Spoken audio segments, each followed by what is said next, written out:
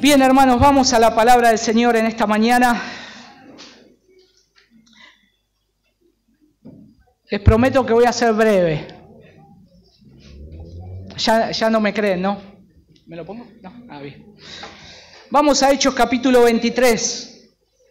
Por favor, les invito a que me acompañen con sus Biblias en Hechos capítulo 23, a partir del versículo 12, para escuchar a Dios hablar. Vamos a abrir su palabra, para eso hemos venido.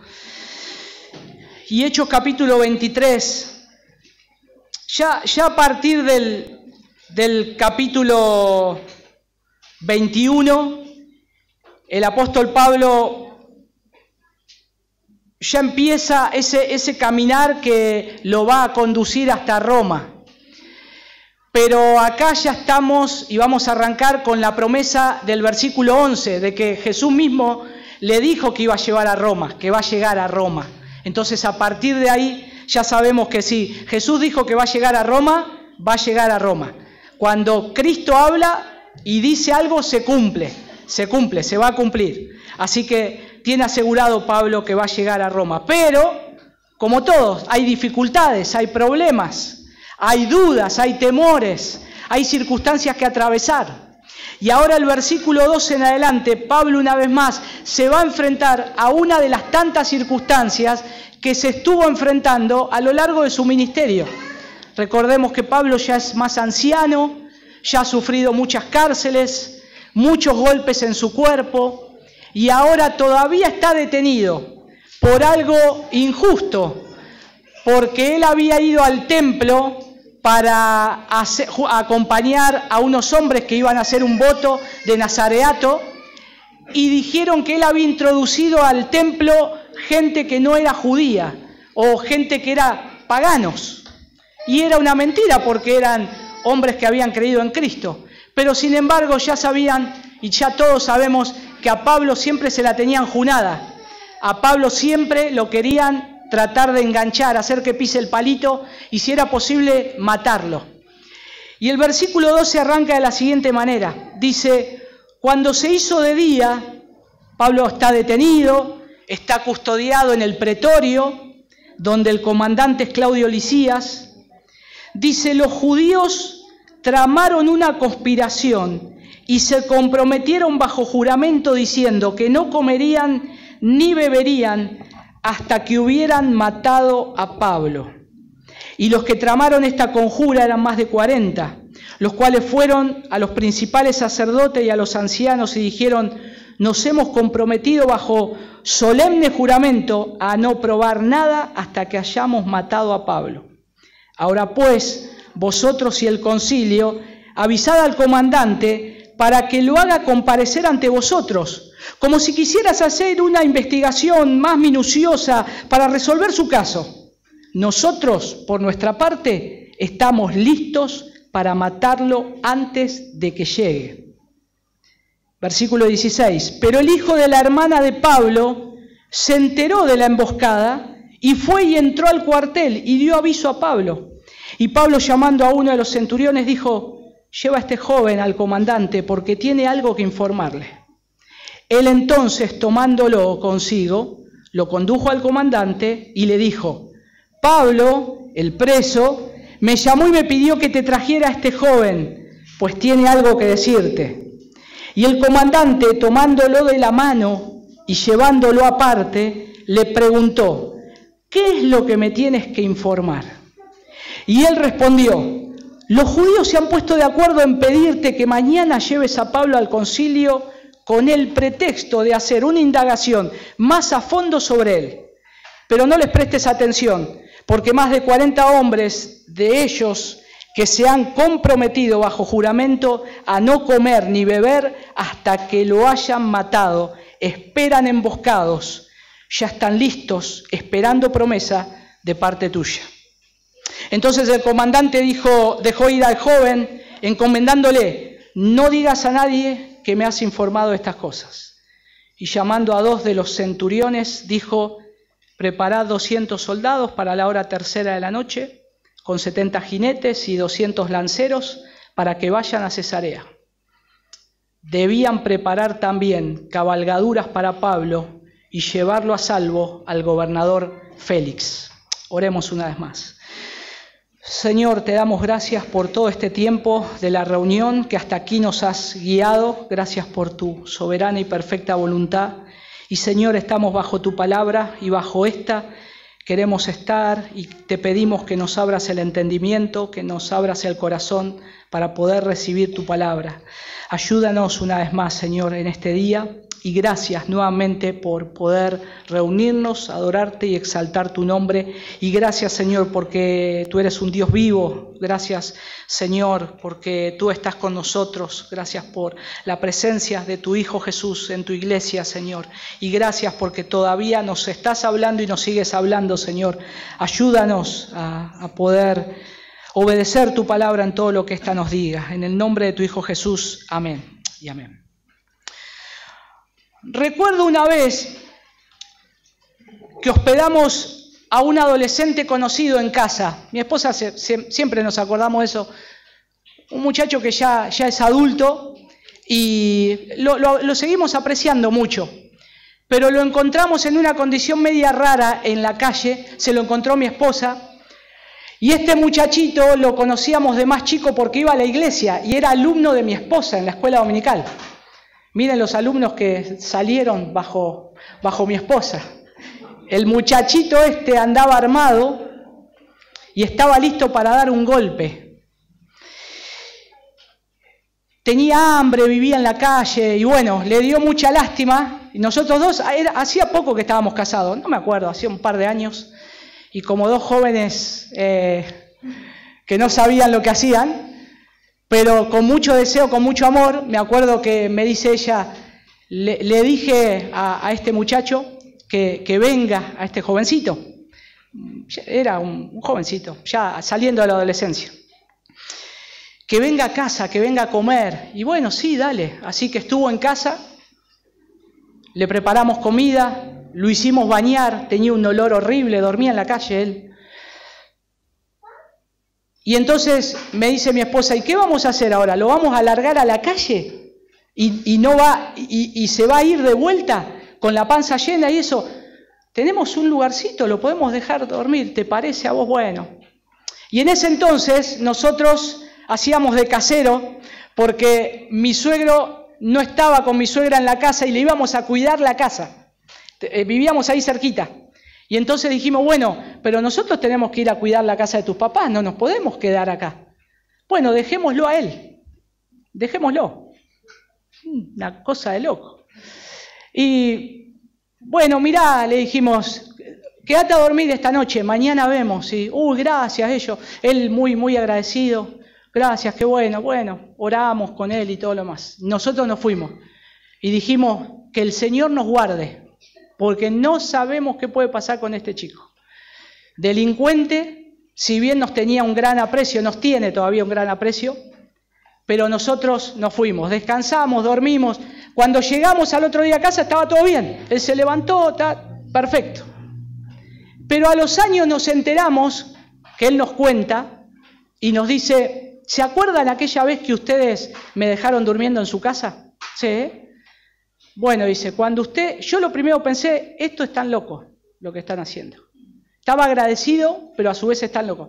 Y es más, dice, yo preparé el teléfono para llamar a un amigo que tengo que tiene una camioneta para vaciarles toda la casa. Y marqué el número, dice, pero nada, me quedé dormido y dije, mañana va a ser otro día, listo. Y se quedó dormido y no pasó nada. Y al otro día no pasó nada, todo estuvo con nosotros, no me acuerdo, como 2 años me parece. Y cuando nosotros nos dimos cuenta de eso, agradecimos al Señor, porque dijimos, acá estuvo la mano del Señor. Porque tranquilamente podría hacer eso. ¿Qué excusa nosotros teníamos de decirle a la policía que nos había robado si le dejamos hasta la llave para que cierre y que abra? Nada, nos podría haber... Lo poco que teníamos un televisor y ni lavarropa teníamos, pero nos hubiese sacado todo. Y ahí vimos la intervención del Señor, vimos la mano del Señor. Y esto me llevó a recordar también, no solamente por este hecho de lo que Pablo está pasando acá, sino también que justamente en la semana yo charlaba con mi hijo de la historia de un misionero, tal vez ustedes lo conocen, John Patton se llama. Él era un misionero de los años 1860, llamado a predicar a las Islas Híbridas, donde había caníbales. Nadie iba a predicar ahí, porque el que iba a predicar ahí, ¿qué pasaba? Se lo comían. Y yo creo que nadie quiere ser el almuerzo de otra persona. Entonces, él estaba seguro de ir ahí a predicar. Y todos le decían, estás loco, estás loco. Se llegaba por una avioneta que tenía que aterrizar en el agua, se llegaba hasta la costa y ahí él descendió. Y en una de las historias de la vida de John Patton, que mientras él estaba tratando de llevar el Evangelio, siempre él estuvo en peligro constante. Pero la biografía de John Patton, él dice, si yo tengo que decir algo, yo he visto la soberanía de Dios obrar de una manera especial.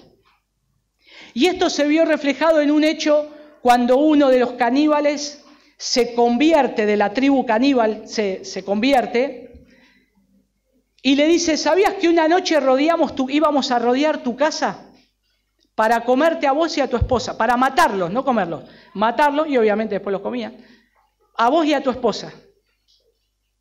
Y dice, y fuimos con las lanzas, con todo, pero tuvimos temor de entrar, porque tu casa nosotros no sabíamos, pero vos tenías escondido a un montón de hombres que rodearon tu casa y no nos dejaron entrar. Y él dijo, yo no tengo a nadie. Yo no tengo a nadie. No, yo vine yo y mi esposa y a predicarles a ustedes. Nunca tuve a nadie. Y él dice, sí tenías a alguien. Estos hombres estaban armados, rodeando la casa, y dice, y eran tan grandes que nos asustamos. Y cuando vemos estas cosas, donde vemos la soberanía del Señor, y esto es una obra del Señor, nosotros sabemos que Dios envía a sus ángeles para proteger, envía a sus ángeles como mensajeros, envía a sus ángeles para hacer una anunciación, son enviados del Señor. Yo creo que esto también, y esta historia moderna, se relaciona bien con el complot contra Pablo que está acá en Hechos capítulo 23, a partir del versículo 12. Porque acá cuanto más de 40 hombres juraron no comer ni beber hasta que lo mataran, a pesar de sus planes, Dios intervino esta situación y no tuvo que utilizar a un ángel, solamente tuvo que utilizar a un pequeño muchacho para que dé la noticia y los planes de Dios continúen. Y todo esto nos hace ver también que a pesar de los complots y las conspiraciones humanas, Dios siempre protege a sus siervos y siempre va a cumplir sus propósitos. Si en el versículo 11 Jesús le dijo a Pablo, vos vas a llegar a Roma, no había nada que pueda frenar lo que Dios dijo. No había nada, ni siquiera una conspiración por más de 40 personas, nada. Dios va a utilizar todo para que ese plan se cumpla. Y cuando vemos acá la idea un poco y tratar de ver el texto, cómo es que a mí me ayuda esto, ¿no? Y la palabra de Dios cómo me ayuda, yo creo que ya algunos de ustedes ya deben estar pensando, o cuando les conté esas historias, de qué formas y maneras Dios los protegió en ciertas circunstancias. Cada uno de ustedes debe tener tal vez algo interesante en el cual el Señor los ha protegido. Yo creo que Dios protege soberanamente a Pablo de un complot mortal que está tramado por este grupo de judíos fanáticos, usando esa intervención providencial del sobrino y la rápida acción también del comandante romano para asegurar que el plan de Dios siga. Porque esto no es que está todo desconectado, está todo junto. No solamente Pablo utiliza a este jovencito, sino que le da la sabiduría a este comandante romano que tiene que actuar rápidamente para que Pablo pueda estar en cierto lugar siendo protegido y siendo cuidado. Y este pasaje muestra también la providencia divina en medio de una situación de un peligro inminente. ¿Cuántas veces nosotros hemos estado en peligros que nunca nos vamos a dar cuenta solamente cuando estemos con el Señor de que Dios nos protegió? Nosotros nos enteramos de este hecho porque este jovencito nos dijo cuando pasaron los años. Si no, nunca nos hubiésemos enterado lo que él tramaba. John Patton se enteró de esto porque ese hombre de la tribu se convirtió. Si no, no se hubiese enterado nada, que había presencia angelical cubriéndolo a él. Y de muchas maneras el Señor no solamente protege a sus hijos, sino que si el Señor es el que va marcando los tiempos, el Señor es el que tiene la vida en tus manos. Y si el Señor tiene planes a futuro y un propósito a futuro, vas a llegar porque Dios lo va a hacer cumplir. Ahora, ¿cómo lo sabemos? Lo sabemos por medio de la palabra de Dios. No sabemos cuántos años vamos a estar más. Nuestros hermanos nunca se pensaron, presentamos a la nena, vamos a tener otra hija, los vamos a tener y el Señor les envió a Isabela y ellos están gozosos. Hay otros hermanos acá que también fueron de avanzada edad casi. Ariel y Cari también, y Estefi, y es una bendición. Y ese compromiso delante del Señor. Pero ahora yo tengo una pregunta acá. ¿Qué tan lejos pueden llegar las personas para detener el plan de Dios? Por más que planeen todo lo que tengan a su alcance, toda la maquinaria. Imagínense que se levantan, como en otras naciones, contra las iglesias, contra los pastores, contra el evangelio, para detener el plan de Dios. Vamos a tener un cierto temor, porque las amenazas van a ser reales, pero creo que no tenemos que tener temor si el Señor tiene un propósito. Y a su vez, si estamos viviendo sabiendo que mi vida y tu vida está en las manos de Dios y en todo cuanto te pase. ¿Pensamos eso? Que yo estoy pensando, me levanto cada día sabiendo que mi vida está en las manos de Dios, que todo lo que a mí me pase está bajo la soberana voluntad de Dios y yo tengo que estar tranquilo. Pero la realidad, hermanos, es que luchamos con nosotros mismos. Luchamos con nuestra propia mente de creer y tener temor y muchas veces cedemos a eso y creemos las mentiras que muchas veces nos decimos a nosotros mismos y no ponemos nuestra mirada en la confianza que el Señor nos dice que está todo bien, está todo tranquilo, yo estoy al control. Cuando el Señor nos salvó y nos trajo hacia Él, nosotros estamos seguros en Él. Todo cuanto nos pase, todo cuanto te pase, está todo regido por la soberanía de Dios. No hay nada que a Él se le escape de las manos. Y ya ingresando un poco más acá, y debemos recordar que el texto clave de este capítulo, no quiero que perdamos de vista el versículo 11. Porque el versículo 11, Jesús le dice a Pablo, ten ánimo porque como has testificado fielmente de mi causa en Jerusalén, así has de testificar también en Roma. O sea, quiere decir Pablo que vos ya estás en Roma. Yo ya te voy a llevar ahí. No va a haber nada que cambie mis planes. Y acá la idea principal gira en torno a la conspiración de los judíos para matar a Pablo y la intervención providencial para protegerlo. Miren los versículos, ahora sí ya entrando más a los versículos 12 al 15, la conspiración de los enemigos de Pablo. Noten que Pablo está bajo la custodia romana, porque ellos ya lo querían matar cuando lo arrastraron del templo. Se forma un tumulto y ahí se entera la guardia que hay un tumulto en una época festiva y ahí ellos lo que menos querían es que haya lío en las calles. Y vienen, intervienen, y a Pablo, como decimos, lo chupan a Pablo para que no le hagan nada y a ver qué pasa. Pero lo iban a castigar por las dudas, sin embargo se detiene el castigo, porque él es ciudadano romano. Ahora, mientras pasa, a partir de ese momento, siempre Pablo estuvo con la custodia, siempre Pablo estuvo protegido por el comandante romano y sus soldados. Pero cuando se reúnen a la mañana siguiente, discuten acaloradamente el asunto con algunos saduceos que expresan ahí su odio hacia Pablo y ahí es donde forman una conspiración para darle muerte según el costo que fuera. Acuérdense que en los versículos anteriores lo habían llevado y había dos grupos de personas. Y en esos dos grupos de personas hubo un grupo en el cual se puso del lado de Pablo, porque era el problema de la resurrección. Algunos decían no hay resurrección y otros sí. Y entonces se pusieron del lado de Pablo y dijo, yo predico la resurrección. Y entonces hubo un grupo que dijo, nosotros también creemos en la resurrección. Entonces Pablo es inocente. Entonces ahí se dividió. Pero hubo algunos que quedaron con bronca. Y los que quedaron con bronca ahí, Lucas usa el término judíos solo como una categoría general, más que para indicar a todos los judíos, ¿no? No es todos los judíos están en el complot. Y es posible que entre ellos haya terroristas y los llamados celotes. ¿Se acuerdan lo que hacían los celotes? Los celotes eran los hombres de la daga, le decían. Iban entre la multitud y al que eran sicarios. Y a los que lo tenían que matar, iban con su daga entre la multitud, en festividades así, sacaban la daga y le daban como 3 golpes certeros para liquidarlo. Se escondían y se escabullían, no lo encontraban más. Y mataban gente. Y posiblemente entre esta gente había celotes, porque tenían que hacer una tarea sucia. Y esta gente quería engañar al comandante romano, haciendo aparecer a Pablo una vez más en público para poderlo eliminar.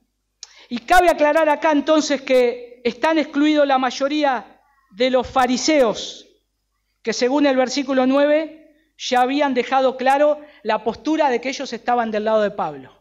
Ellos estaban del lado de Pablo. Entonces ellos acá no están en el complot, pero sí hay otros judíos. Y los judíos que complotan para asesinar a Pablo, según ahí el texto, hacen un juramento de maldición. Porque no solamente Lucas lo resalta en un versículo, lo resalta en 3 versículos. Casi para decir que es un disparate lo que ellos están diciendo. Porque se juraron no beber ni comer nada hasta darle muerte a Pablo. ¿Cuándo iba a pasar eso? ¿En 24 horas? ¿En un día? ¿En 2 días? No sabían. Pero ellos dijeron, no vamos a tomar una gota de agua ni comer hasta que no hayamos cumplido eso. Y esperan ahí consumar el hecho muy pronto. ¿Por qué? Claro que lo tenían que hacer pronto. ¿Cuánto puede una persona vivir sin agua? Físicamente, ¿no? 24 horas, 32 horas, el cuerpo empieza a consumirse hacia adentro. Y ya sin agua es imposible casi estar un día. Pero por supuesto, como estos judíos hacían las leyes a su manera, hecha la ley, hecha la trampa, ellos tenían una cláusula que decían que si no habían podido cumplir el juramento, lo podían dejar absueltos porque no se dieron las circunstancias para cumplirlo. Pero sin embargo ellos hacen esa promesa. Ahora, yo pensaba, qué tremendo que es el corazón del hombre, ¿no? ¿Cuánto odio se puede llegar a juntar sobre una persona para hacer esto? ¿Cuánto odio puede llegar a tener el corazón del hombre para tramar estas cosas, inclusive para poner en riesgo su propia vida con tal de matar a alguien? Y así es el corazón del hombre. Y así maquinamos y así pensamos. El odio puede llegar hasta cosas tremendas, hasta llegar a ser una masacre de personas de miles. Ya lo hemos visto en la historia. Pero ese es el corazón del hombre sin Dios. Y Lucas prueba a ser ahí, Lucas es un maestro en la narrativa, porque casi como que él se burla escribiendo, ¿no? Al citar tantas veces lo que ellos hacen, que se prometieron no beber ni comer nada hasta dar muerte a Pablo. Lo deja bien resaltado, porque sabe que es un disparate. No lo van a poder hacer. No lo van a poder llegar a cumplir. Y agrega que los participantes en el complot, dice ahí, eran más de 40. Miren el versículo 13. Y los que tramaron esta conjura eran más de 40. A revelar que muchos radicales han hecho este voto solemne. Y obviamente, imagínense, tantas personas haciendo un juramento de maldición, no comer ni beber nada, más de 40, ¿se puede mantener el secreto? Ya cuando somos 3, 4, 5, ya el secreto ya se filtra por algún lado. Más si son tantos, se iba a filtrar seguramente el secreto. No lo iban a poder mantener. Y el número de personas en conocimiento del complot aumenta dramáticamente ahí, porque cuando los potenciales asesinos llegan ante los sumos sacerdotes y ancianos, ya ahora son más de 40. Ahora los que saben también es el sumo sacerdote, son cómplices. Dice versículo 14, los cuales fueron a los principales sacerdotes y a los ancianos y dijeron: nos hemos comprometido bajo solemne juramento a no probar nada hasta que hayamos matado a Pablo. O sea, no le fueron con vueltas, no le fueron: miren, traten de hacer algo porque nosotros queremos acercarnos a Pablo y queremos ver, en tono de amistad, queremos ver qué opina Pablo. Y ellos hubiesen hecho eso y lo hubiesen matado. ¿Por qué le dicen esto? Porque ellos están cegados, quieren matarlo. Y no solamente eso, ellos saben que estos hombres que le fueron a consultar y que necesitan de su ayuda para poder elevar una carta al comandante y que lo saquen de vuelta a Pablo, lo podían hacer ellos. ¿Y ellos cuál era el corazón de ellos? Ellos también querían la muerte de Pablo, pero no ensuciarse las manos. Y esto es lo mismo que decir una cosa: yo nunca maté a nadie, pero alguna vez pensaste que querías que una persona se muera. Este podría estar muerto mejor, ¿cómo me solucionaría? Ya no tendríamos más problemas. Es lo mismo, porque estos hombres están haciendo lo mismo. Son asesinos como los otros, están en el complot, están tramando todas estas cosas. ¿Cuál es el ardid? Bueno, quieren que el Sanedrín, representado por estos líderes, pida a Claudio Lisias que traiga a Pablo, tal cual ahí lo está diciendo, los versículos 15 en adelante, que traigan a Pablo para un interrogatorio más detallado. Y el comandante iba a caer en la trampa. Seguro que iba a caer en la trampa. ¿Saben por qué? Porque el evento anterior no terminó bien. ¿Cómo terminó? Todo en discusión, se armó un lío tremendo y él dijo: esto no se solucionó, tráiganlo a Pablo porque lo van a linchar de vuelta. Y lo que siempre necesitaba saber era un comandante romano, tener las cosas más claramente para ver qué hacían con el prisionero. Entonces lo más probable es que Claudio Lisias aceptara esto y dijera: bueno, dale, de vuelta lo llevo a ver si esto me queda más claro. Sin embargo, la solicitud es un pretexto para matar a Pablo. Antes que ni llegue a la sala de la asamblea del Sanedrín, ellos puedan matarlos. Y noten que lo dice 2 veces Lucas.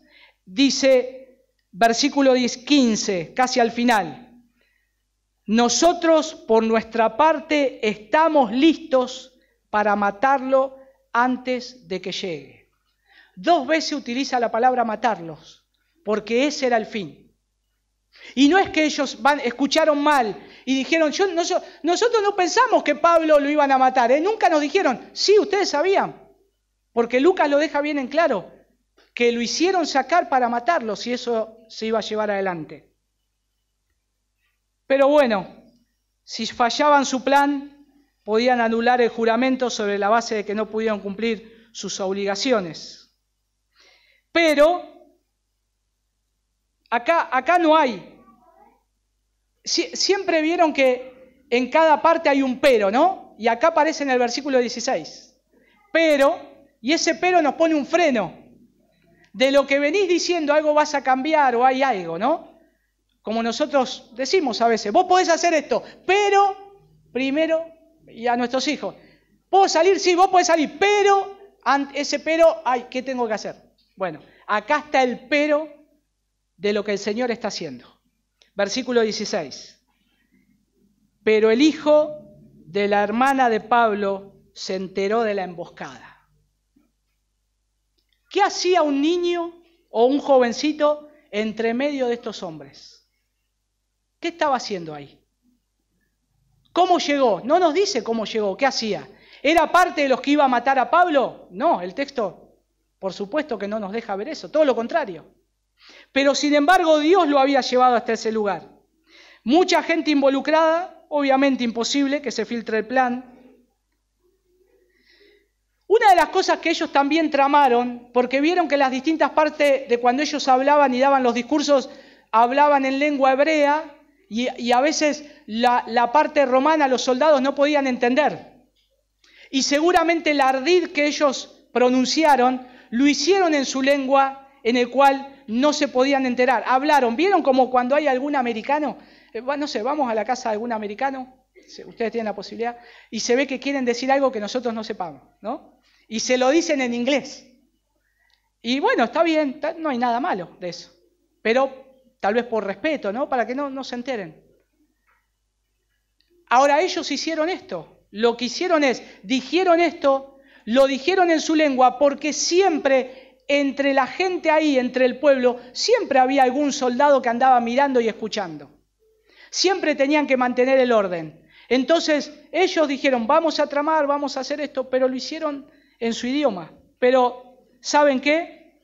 Como dice Proverbios 21:30, no hay sabiduría, no hay inteligencia, no hay consejo contra el Señor. Nada. Por más que vos trames lo que sea, tome las medidas necesarias, quieras tapar, para el Señor no existe el crimen perfecto. Nunca existe el crimen perfecto. El Señor todo lo sabe, todo lo sabe. Y esto, Dios, yo creo que, como dice también otra parte, Dios se ríe de las deliberaciones de los hombres y Él frustra sus planes. Y de acá sabemos por el relato de Lucas que hay una hermana de Pablo, ¿no? Ah, miren, Pablo tenía una hermana y es la única vez que aparece acá. Y vive en Jerusalén y que su hijo tiene un hijo y es el sobrino de Pablo. Ahora noten esto, Dios no solamente envía para cuidar sus planes, puede enviar ángeles, también envía personas de carne y hueso. Pero también en este caso puede enviar a un niño, Y ustedes dirán, no dice que es un niño. Bueno, vamos a ver más adelante. Pero lo que quiero es que veamos es que el Señor utiliza esos mensajeros porque es Él el que escucha el complot de los judíos para matar a Pablo. Y noten que esta noticia lo alarma, por lo que va rápido al cuartel. Dice ahí en el versículo 16, se enteró de la emboscada y fue y entró al cuartel y dio aviso a Pablo. Y uno dice, ¿cómo puede alguien ingresar así porque sí a una cárcel donde hay alguien detenido? Bueno, en aquellos tiempos los prisioneros no es como ahora que tienen una cocina, que inclusive a los que no tienen que comer le dan comida, le acercan la comida porque no tienen familiares que le acerquen comida. Allá no había eso. Y sí o sí la familia le acercaba la comida al preso. Y posiblemente el muchachito este ingresa para verlo a Pablo porque era familiar, un familiar directo, pero tal vez ellos lo dejaban ingresar porque tal vez necesita comida o a ver qué necesita para que se lo vayan a buscar y se lo traigan. Entonces le daban esa libertad. Pero lo que tiene que es un jovencito. Según las costumbres de esos días, dependían de familiares y amigos. Y en consecuencia ahí el muchacho no tiene problemas para ver a su tío. No sabemos, pero puede ser que el propio Lucas también lo haya acompañado, porque él da muchos detalles. Y puede ser que haya pasado. Pero noten qué cambio de la cultura hoy, ¿no? Porque acá tenemos ahora en escena a un jovencito que estaba escuchando conversaciones donde había adultos, y no solamente eso, había algo importante que se enteró y le va a dar aviso a su tío que está preso. No tiene temor de la guardia romana, no tiene temor de lo que lo puedan hacer, de que puedan decir, vos también sos como él, un cristiano. No tenía temor. Y hoy pareciera que los jovencitos están más interesados en estar desconectados de las cosas de los padres o de las cosas de los mayores. Y lamentablemente, hermanos, están jugando a los jueguitos, están ahí y el mundo quedó desconectado. Y necesitamos jovencitos que puedan estar conectados a este mundo, y más si saben de las cosas del Señor, y más. Y yo le pregunto, inclusive lo hablamos con mis hijos, ¿cuánto ustedes saben de lo que pasa en nuestra casa? ¿Cuáles son los problemas que tal vez tenemos en casa, sea económico, sea algo que ustedes puedan orar, que nos puedan ayudar en esto? Y es necesario, porque acá Dios utiliza a un jovencito para que lleve adelante los planes que el Señor tiene preparado. Lo podría haber utilizado a Lucas, a alguno de los discípulos, de los cristianos que había en Jerusalén. Y Dios quiere usar a un muchachito, como en tantas veces de la historia de la Biblia, que usó a jovencitos. Y Pablo, hombre experimentado en complots, él ya sabía todo, ¿no? Actúa de inmediato. Versículo 17, dice, y Pablo, llamando a uno de los centuriones, dijo, lleva a este joven al comandante porque tiene algo que informarle. Bueno, lo que Pablo hace es muy cordial. Y noten cómo es el trato de un ciudadano romano prisionero, que el centurión no solamente escucha lo que dice el prisionero, sino que obedece la orden del prisionero. Es interesante eso, ¿no es cierto? Porque uno dirá, es un prisionero. Y el centurión, lo deja claro Lucas, cuando el centurión le dice al comandante, el prisionero Pablo me dijo que te diga esto. Y eso era el respeto que tenían hacia los ciudadanos romanos, aunque estén presos. Pero también podríamos decir, ¿por qué Pablo hace esto? Pablo no confiaba en Dios. Si Dios le dijo que iba a llegar a Roma, ¿por qué Pablo no se quedó y dijo, está bien, no digas nada, vamos a orar? Dios sabe todas las cosas. Dios sabe que yo voy a llegar a Roma. Así que tranquilo, no hagamos planes de hombre. Porque si yo le digo esta cosa, ya no es un plan de hombre, no es un plan de Dios, es un plan de hombre. Es que el Señor está moviendo hombres para sus planes. Y a veces cuidado porque queremos espiritualizar todo, ¿no? Y Dios nos manda las respuestas y Dios nos habla por medio de personas, de hombres, nos dice tal cosa y nosotros decimos, no, hasta que no venga un ángel yo no voy a creer. No, Dios te está hablando por medio, aunque sea de un niño que no lo escucha nadie. Cuidado, porque los planes de Dios se van a cumplir, así sea un asno el que te hable, alguien que no tiene la posibilidad de hablar.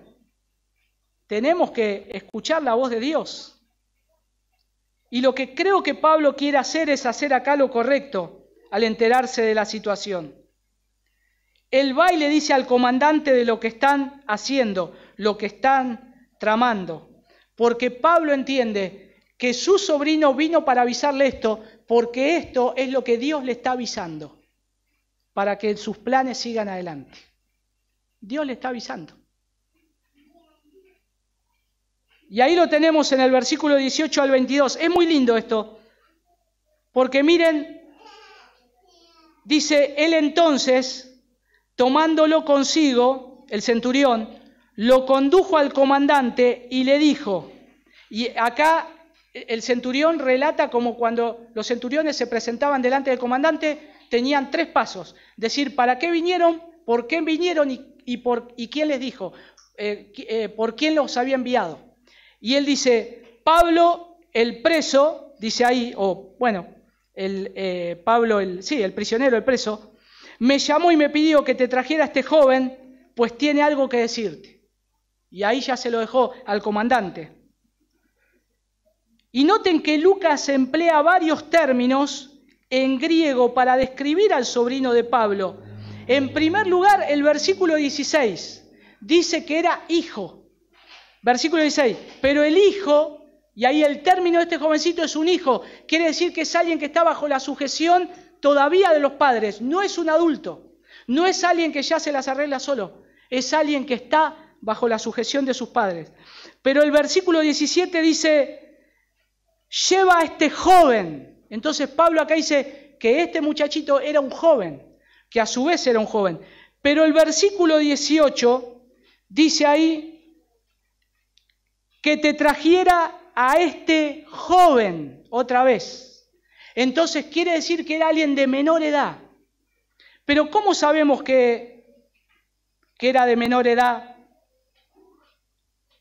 Versículo 19. El comandante tomándolo de la mano. Ellos no tomaban de la mano a muchachos que ya tienen las piernas con pelo. No, ellos eran muy cuidadosos con los niños. Y eran muy cuidadosos. Entonces él lo tomó de la mano. Si lo tomó de la mano quiere decir que este jovencito tenía menos de 12 años. Porque es casi como que lo guía como un niño, que lo toma de la mano. Entonces nos damos cuenta que la impresión que recibimos es que el muchacho apenas es un adolescente. Y dice que Claudio Lisias quiere que la información que recibe fuera confidencial. Lo trae, más aparte, el tiempo del verbo ahí está en preguntar. Cuando dice, y el comandante tomándole de la mano, llevándolo aparte, le preguntó. Y eso es un verbo preguntar, hacer muchas preguntas respecto a algo, como un interrogatorio. ¿Qué era lo que estaba pasando? Y ahí el sobrino le describe, bueno, casi lo que se dice en el versículo 15, pero acá hay un lenguaje de niño. Porque casi que este jovencito le da órdenes al comandante. O sea, ¿y qué pasa con esto? Cuando nosotros tenemos a un nene chiquitito, ¿no? Que te dice, no hagas eso, vení vos, te llama. Y decís, pará, soy una persona mayor. Pero ellos, en su ingenuidad, es como que se olvidan del protocolo. O no sé, o de decir, señor, usted, no sé. Y acá, noten cómo lo dice, porque dice, versículo 20, los judíos se han puesto de acuerdo en pedirte que mañana lleves a Pablo al concilio con el pretexto de hacer una indagación más a fondo sobre él. Noten que lo que este niño le está diciendo es exactamente lo que escuchó. Y dice el versículo 21, pero no les prestes atención. O sea, como diciendo, pero no le hagas caso. Vos confía en mí, no le hagas caso. Y el comandante lo toma tan en serio que él hace lo que ese jovencito le está diciendo. Ahora, en todo esto, ¿el comandante podría haber reaccionado de otra manera? Claro que sí. Sin embargo, está todo orquestado por el Señor. Va a tener que escuchar a ese niño y él va a tener que obrar en consecuencia, el comandante. Y enseguida ahí revierte el relato que apenas comenzó para terminar diciendo que el oficial va a tener que casi que actuar rápido.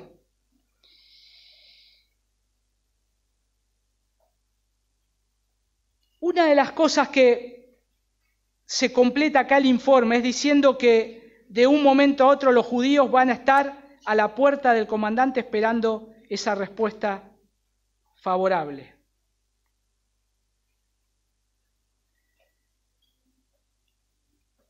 Rápidamente actúa ahí Claudio Lisias. Casi que no espera hasta el otro día, porque él sabe que si esto se tramó, los tiempos eran los siguientes. El tiempo es, Lucas dice, que los judíos formaron su complot en el curso de la mañana. Fueron a los ancianos en ese mismo tiempo, podríamos decir casi que a la tarde.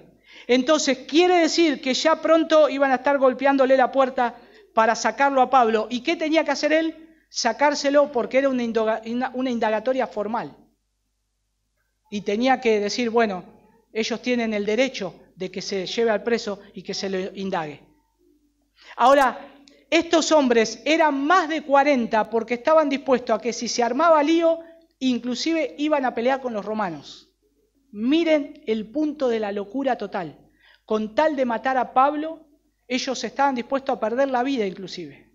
No solamente por el voto que habían hecho, sino también por la muerte que podrían llegar a tener por los soldados.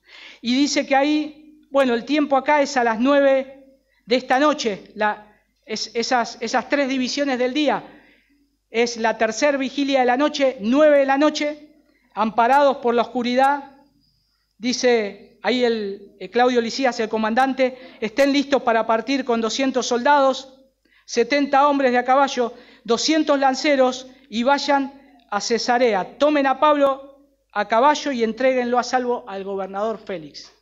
Pero noten que también preparan cabalgaduras. Posiblemente a Pablo lo iban a acompañar. ¿Y quién lo podía acompañar? El sobrino seguro que no, pero sí los discípulos, y Lucas estaba ahí. Qué precioso es también ver cuando aún en estos momentos tenés hermanos que están al lado tuyo, ¿no? Que aún en estos momentos difíciles donde tu vida corre peligro, pero el Señor está todo bajo control, hay hermanos que te están acompañando. E inclusive el comandante dice, preparen cabalgaduras, porque va a ir Pablo y seguro que van a ir otros. Ahora, el cuartel casi quedó pelado. Casi 500 hombres, 470 hombres, más o menos se estima. En una ciudad donde había una fiesta, donde tenían que tener la mayoría. Es como decir, nosotros, ¿vieron los clásicos, Boca River, qué sé yo? Dicen, todos los efectivos están allá. No podemos ir a su llamado. Están todos los efectivos en la cancha cuidando que los vándalos, no sé, dejaron desprotegida la ciudad. Y acá, sin embargo, sale, porque el comandante dijo, 40 hombres que tramaron esto, más los que pudieron haber convencido, estos van a llegar a 100 seguro. Y si hay que pelear, nosotros no podemos perder. Y tenemos que poner orden. Entonces ahí manda a todos estos hombres. Y el texto ahí dice, bueno, de los soldados, no solo de a caballo, los lanceros, que manejaban la lanza con la mano, muy bien. ¿Y por qué nosotros tenemos que ver, y si tenemos algo que ver, algo interesante acá de este relato? Llegando al final ya de este relato, ¿no? Decir, bueno, ¿y esto en qué me ayuda a mí? Un poco tal vez lo pudimos ir viendo, cómo Dios nos protege, ¿no? Y cómo Dios protege sus planes sobre todas las cosas. Tenemos que confiar en eso. Sino también, mis hermanos, creo que Pablo nunca buscó la venganza de sus enemigos. De acá, de este relato de Hechos, hasta ahora, nunca vemos a Pablo querer vengarse de sus enemigos. Pablo tenía muy en claro lo que él le dijo a los Efesios en Hechos capítulo 6. Nuestra lucha no es contra sangre y carne, sino contra principados, contra potestades, contra huestes espirituales de maldad en las regiones celestes. Mi lucha no es contra alguien que está en contra mío. Nuestra lucha no es esa. No es alguien, pueden llegar a querer hacerme mal, una persona de carne y hueso, pero no es mi lucha. Yo no tengo nada. Sí tengo algo contra Satanás, es mi enemigo, y es el enemigo de Dios, y se las tiene que ver con el Señor. Y los enemigos de Dios son mis enemigos. Pero en estas circunstancias Dios se va a encargar, tranquilo, Dios se va a encargar. Cuando Pablo dice que oraba, ¿por qué oraba? ¿Se acuerdan en Hechos cuando ellos son perseguidos? ¿Se acuerdan cuando ven las amenazas, la iglesia naciente? ¿Qué oraban? Señor, levantá a los soldados, que los revienten a todos estos judíos, que nos dejen predicar el evangelio tranquilo. No, ellos oraban por fuerza y valor para poder predicar el evangelio. Oraban por fuerza y valor, no para que los saque de esa situación. Si ya sabían lo que les esperaba cárceles, sufrimientos, persecución. ¿Y cuál es el problema? Si nosotros estamos viviendo acá temporalmente y nos espera una ciudadanía mucho mejor. Entonces, si para mí el vivir es Cristo y el morir es ganancia. Así que el negocio es redondo. Yo no me hago tanto problema por lo que me puedan hacer acá. Lo que tengo que hacer es pedirle fuerza y valor al Señor para que siga predicando con denuedo el Evangelio. Y eso es lo que Pablo también, en otra de sus cartas también le pide. Uno ve tantos soldados, ¿no? Y dice, ya con esto voy seguro. Es como nosotros, tenemos alarma, tenemos, no sé, cámaras, custodia personal, garita en la entrada, no sé, digo, ¿no? Garita un policía. El Salmo 127:1 dice, si el Señor no guarda la ciudad, en vano vela la guardia. Los soldados podían ser muchos, pero si a Pablo le tendrían que haber hecho algo, le podrían haber hecho algo igual. Sin embargo, el Señor estaba atrás de todo eso. Y Él era el que estaba protegiendo. Así que no tenemos que tener temor. Y lo último que quiero resaltar acá, bueno, ya lo dije también ahí, es la importancia de los jovencitos que están buscando al Señor. No tienen que... A veces también nosotros los adultos tenemos una cierta complicidad en tirarlo abajo. Tu opinión no importa. No, salí, esto lo estoy tratando. Hay cosas que obviamente como matrimonio se tratan en privado, ¿no? Pero los tenemos que hacer parte a los niños, a los jovencitos de lo que está pasando. Que inclusive con el Evangelio, confrontándolo, o inclusive si nosotros vemos que el Evangelio está siendo predicado y ellos quieren orar, vení a orar con papá y mamá porque estamos pasando estas circunstancias y necesitamos ver a Dios acá. Hacerlos parte. Lo dejamos de lado como diciendo, no, Dios no te escucha. Por favor, es un disparate. Acá el Señor utilizó a un jovencito para pararse y seguir adelante los planes del Señor. Y también los jovencitos, también un poco, hay que ponerse las pilas, ¿no? Es decir, dejar ya un poco los juegos, lo que sea, tonterías, ¿no? Uno puede ser, bueno, por un tiempito, un break que te tomes, pero el mundo real, este es el mundo real. El mundo real es que no va a mejorar todo, va todo para peor, va todo para peor. El mundo real es que Satanás te quiere matar, nos quiere matar porque somos hijos de Dios. Él odia todo lo que es de Dios desde el principio. Así que a los jovencitos espero que también se puedan poner delante del Señor y nosotros lo alentemos como padres también y como mayores. No los tiremos abajo, alentémoslo. Oramos. Señor, te doy muchas gracias.